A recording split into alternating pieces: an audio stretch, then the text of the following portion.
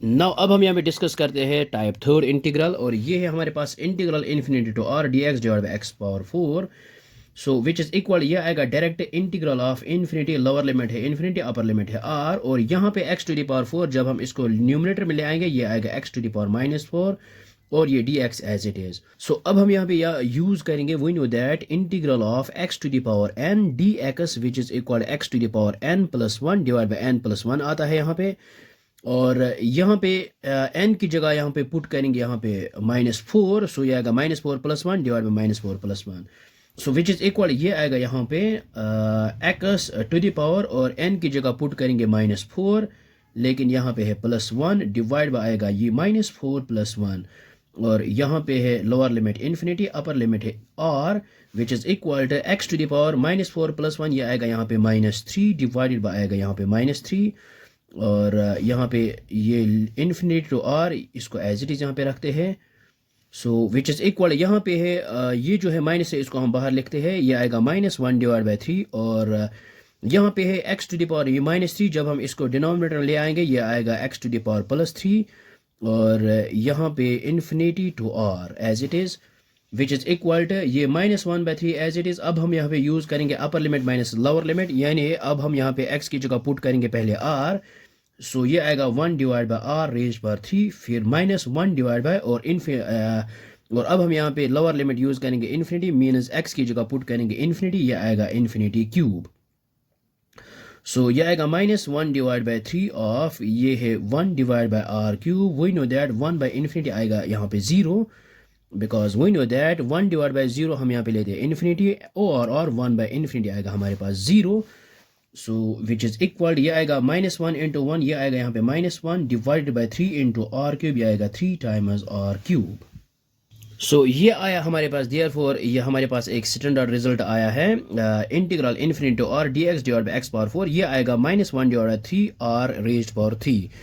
तो अगर हमारे पास अब कोई भी हम कैलकुलेट कर सकते हैं विद इन 10 सेकेंड्स में या 8 सेकेंड्स में, सिर्फ हमने ये याद रखना है कि अगर हमारे पास इंटीग्रल कभी भी इन्फिनिटी टू आर आएगा डी एक्स, लेकिन डिनोमिनेटर में x to the power four, तो ये आएगा यहाँ पे इसके बराबर। तो अब हम यहाँ पे डायरेक्ट पुट करेंगे, यहाँ पे जो लिमिट होगा मीनस आर की कोई भी वैल्यू इंटीजर यहाँ पे होगा, तो हम यहाँ पे डायरेक्ट पुट करेंगे आर की जगह यही वैल्यू, तो हमारे पास रिक्वायर्ड वैल्यू आएगा। फॉर एग्जांपल हम यहाँ पे कुछ एग्जांपल्स करते हैं इसी ट्रिक से।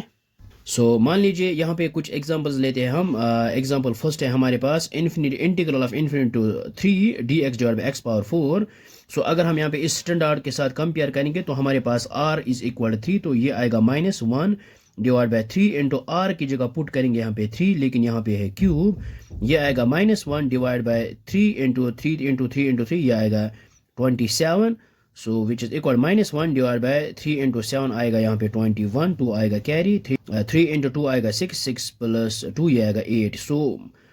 ये आएगा minus one divide by 81 is the required value of this integral. तो इसी तरह से हम यहाँ पे सेकंड लेते हैं, मान लीजिए इन्फिनिटी टू टू हम यहाँ पे लेंगे d x divide by x to the power four.